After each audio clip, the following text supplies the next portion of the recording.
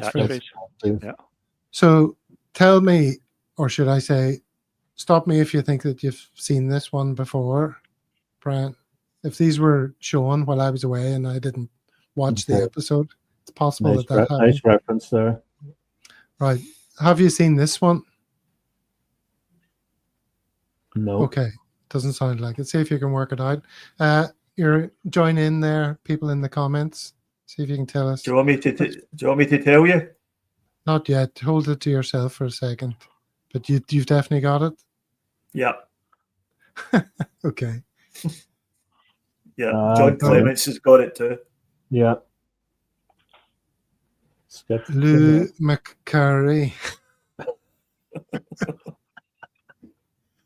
Why is that funny? To see curry and a McDonald's and a toilet all in the one image. It looks like my breakfast. She's found the wrong way though, isn't it? It should be that, yeah. The order should be reversed. Brilliant. Lou McCurry.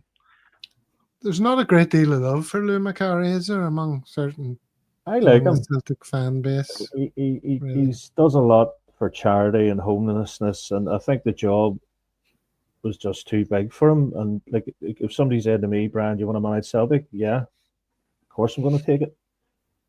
It was just bad time at the club, you know. He went to my school, did Lou McCurry. Obviously a good few years before me. Actually, my dad, who was a teacher at my school, he was actually his football coach when he played school football. So there you go. But he was one of these. He was a really good young player for Celtic, but he ran away south of the border at the first sign of money. And when he came back as manager, he came back at a really bad time for the club, and didn't cover himself with glory with some of his comments about the fans, and he didn't get on with the board, and the whole thing just sort of was falling apart pretty quickly at the time. But you're right. He does an awful lot of good work now for homeless people in the Manchester area, and he dedicates his time to that. So clearly a decent guy, and it was just this sort of people's memories of him are a bit tainted by some of the things that happened at Celtic. When he left to go to Man United, he was due to go to Liverpool, but Shankly had spoke to Steen and all the rest of it. I think at the time McCarry's father died, and it was I don't know if it was a tradition, but he then became the breadwinner because the mum was at home with the kids. And he literally, I think when he moved down to Manchester, he took the whole family down with him. But I think in terms of Steen offered him, like he was part of the Quality Street kids, him and Davy Hay and who else, Kenny, and then your guy with a funny haircut. I don't know if he's still alive. He would have been on a Celtic State of Mind. The odd time he built the full-on mod haircut. Forget his name, but he was one of I think he gets misrepresented a fair bit. But the movie's brilliant. The movies. Did you ever see the movie? He's in the movie about the wee guy in Stoke. No. It's called Wonderful or something like that. Or Toby Jones is in it. He, the wee guy, he's a bit strange looking. Great film. It's a real heartwarming film. But he does look a bit. Okay.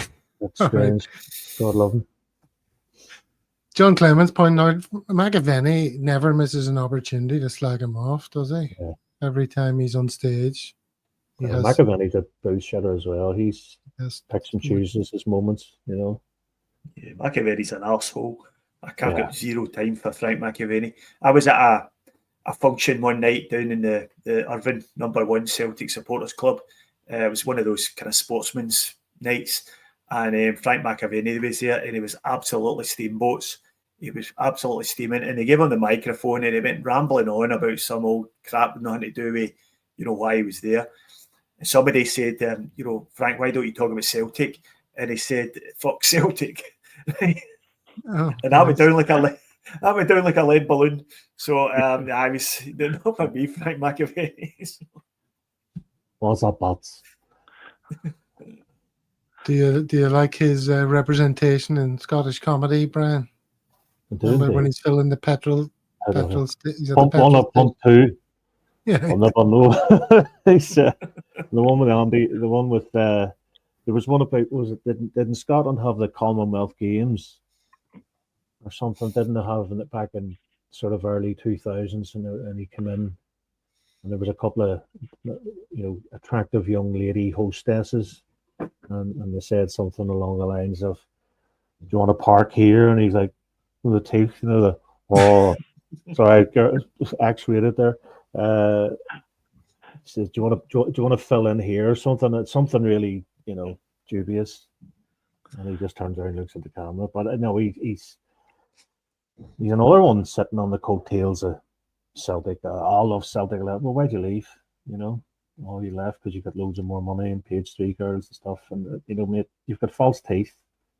Like he dyes his hair blonde and he's got false teeth. A bit like Mickey Rourke, another balloon.